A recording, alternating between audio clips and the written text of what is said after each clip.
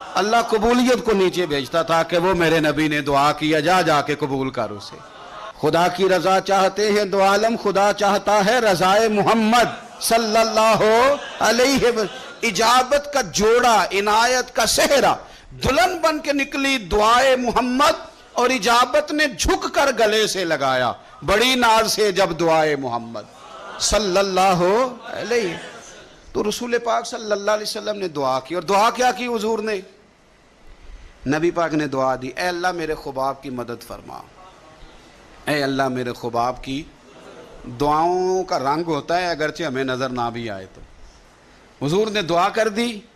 اب حضرت خباب کہتے ہیں کہ اس دعا کا رنگ میں سوچتا تھا، لیکن نا مکے کے حالات ہیں اور زیادہ کثرت سے تعداد کافروں کی ہے، اور طاقت میں بھی کافر ہیں، اسلام پہ بظاہر غربت ہے۔ اب اس دعا کا رنگ کیسے نظر آئے؟